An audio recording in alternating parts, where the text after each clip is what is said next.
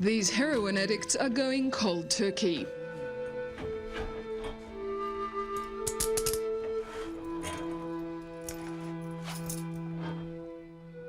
For the next 2 weeks, they'll be handcuffed to their beds and fed bread and water.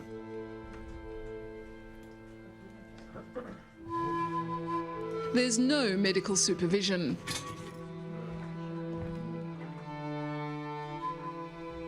It's radical, even brutal. But it's a desperate grassroots response to Russia's exploding drug problem and its lack of treatment facilities.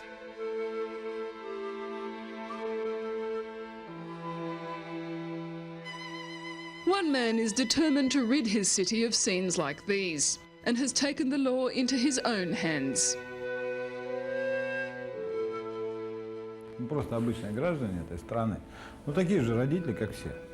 И мы не хотим, чтобы с нами это повторилось, как с другими. Поэтому мы решили, что за нас это никто не сделает, поэтому нужно делать это самим. Ну, а так как общество больно этой проблемой, то общество нас поддерживает вообще, то есть в первую очередь поддерживает нас.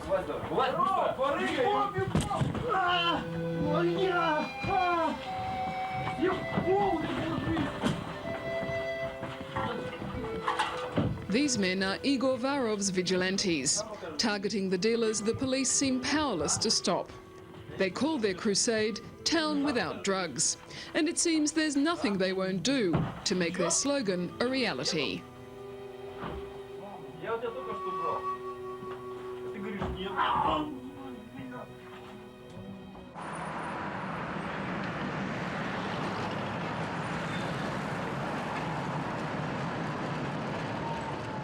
Once famous as the town where the Bolsheviks shot the last Tsar, Yekaterinburg is now known for drug abuse.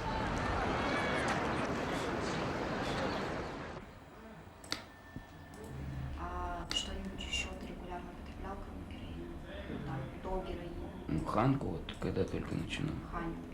21-year-old Stas has been a heroin addict for 5 years. His parents are prominent locals, training Yekaterinburg athletes for the Sydney Olympics. They know that going cold turkey will be tough on their son, but they say they have no choice. Потому что больше выхода нет просто. Нам некуда больше обратиться. Нигде реально помочь не могут вот таким детям, как мой сын. Поэтому вот надежда на этот фонд.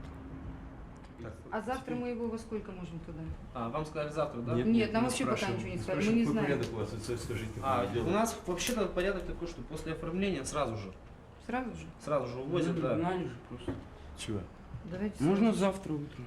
Stas injected heroin only an hour before he came, and he's trying to buy one more day before he has to stop. But the rules here are strict. The treatment starts now. Ну, это была не жизнь, это был кошмар, потому что каждый день, во-первых, ждешь всегда, что это может закончиться вообще смертельным исходом. И когда вот понимаешь, что ребенок до того глубоко уже попал, что у меня нет, как у матери, средств, чем бы я могла его спасти просто.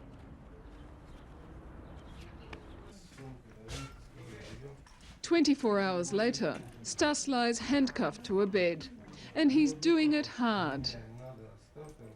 Как, почему?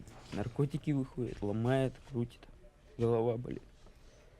Плохо, слабость. Жить не хочется.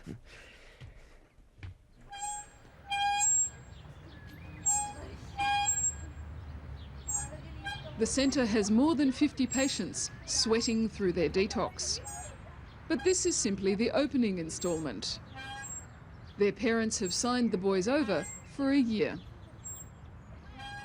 А по-другому, может, и нельзя, потому что вы наверняка знаете, если вы приехали сюда, то что в больницах, ну, очень маленький процент, кто действительно после больницы бросает, ну, наркоманию. Чтобы они держали. Просто когда в наручниках привязан, пристегнут, думаешь уже по-другому. То есть гона нет. То, что не убежишь никуда, ничего. Пристегнут, никуда не убежать. Да, очень сильно.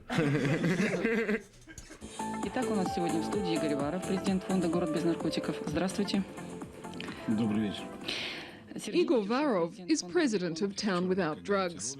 It was becoming a father that made him start this crusade, and he takes every opportunity to promote it. Плакать над своими умершими детьми и потом их лечить. Вот я не хочу быть тем самым родителем, который будет лечить своего ребенка и плакать на его могиле. Нет, я лучше сейчас, сегодня.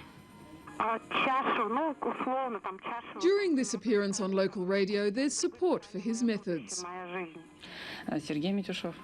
though not from the medical profession. Я не говорил, что Igor stays after the show to argue with a skeptical doctor. Вы приедете. Все, да вы приедете. Не надо тут разговаривать, не надо. Долецкий приехал, померно. Вы просто... Your methods are pretty controversial. How do you defend them? На самом деле, в принципе, мы никакой суровости нету. Вообще мы соблюдаем, так сказать, права человека. На самом-то деле. Если человек приходит, приносит с собой наручники, сам просит его пристегнуть наручники и зафиксировать там на 3 недели и кормить его хлебом и водой, то мы просто выполняем его законное право. Igor can handle flack from the medical profession. Doctors aren't dangerous, but drug dealers are. This morning, the police warned Igor that he could be killed, and his bodyguards are nervous. Так вы идите и больше снимать некому будет. Понимаете, нет? Да, я понимаю. У нас так долго мы нигде не останавливаемся, не фиксируемся, ничего. The death threats come from heroin dealers watching their business shrink. And Igor is uncomfortably vulnerable.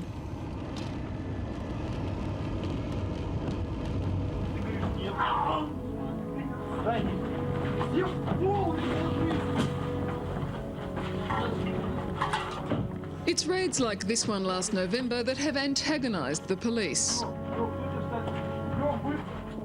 Igor's vigilantes nailed 3 Yekaterinburg dealers and took a TV crew along to prove it could be done. These tough tactics made Town Without Drugs into local heroes. And among those watching in awe were the mafia, including Yekaterinburg's most vicious gang of racketeers and killers, Ural Mash. Igor's men formed an extraordinary alliance, fighting drug crime with the help of these criminals. Together, they faced down the dealers at a notorious trading spot, just by standing there and refusing to leave for 3 days. Мы им благодарны, что они поддержали. И тут вопросов нет. Они попытались блокировать торговлю в школах, выставили охрану. Это на самом деле имеет свой эффект, но оно имеет свой эффект торговли около школ, что происходило раньше. Допустим, прямо к крыльцу подъезжают и торгуют с машинами наркотиками.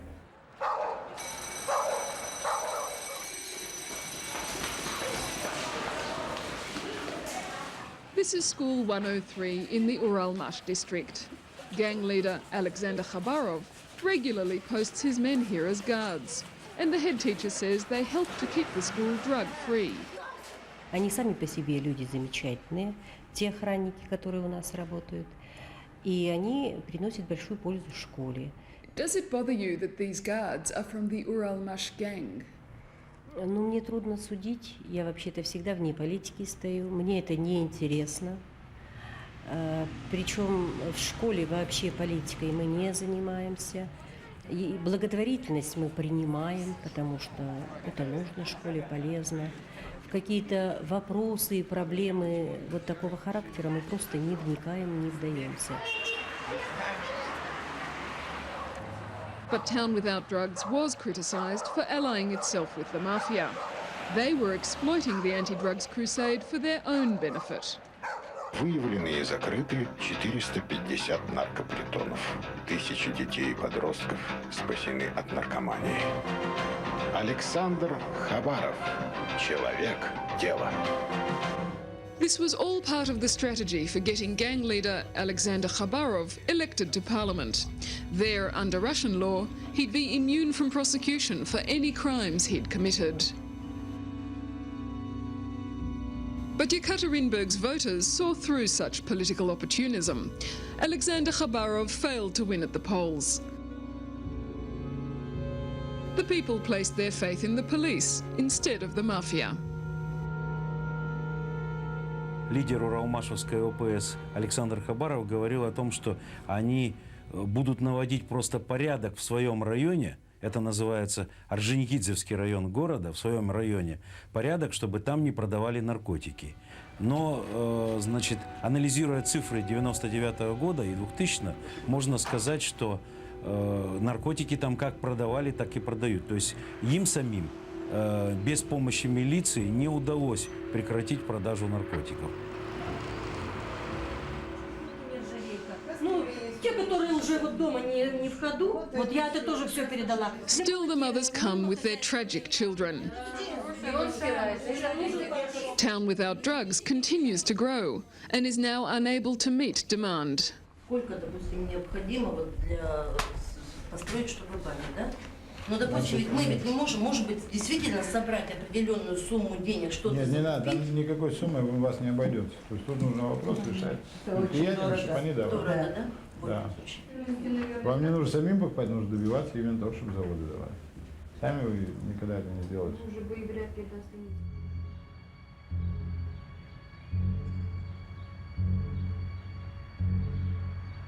In Yekaterinburg's most prestigious cemetery, gangsters lie side by side with generals and politicians.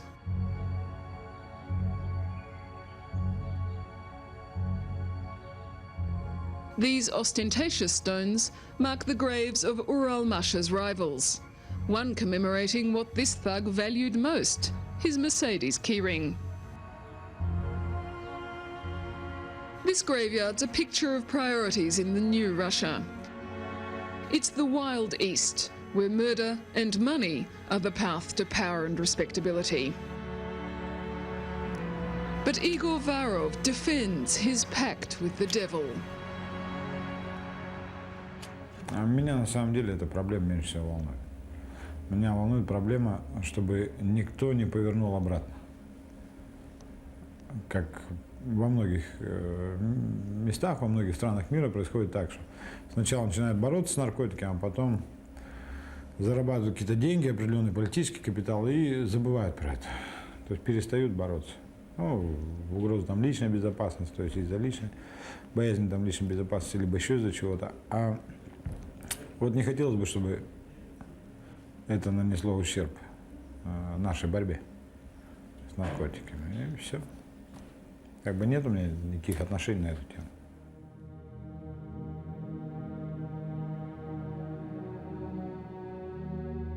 Across the border in Afghanistan, the poppies will soon be harvested, ready to supply another season of death and despair.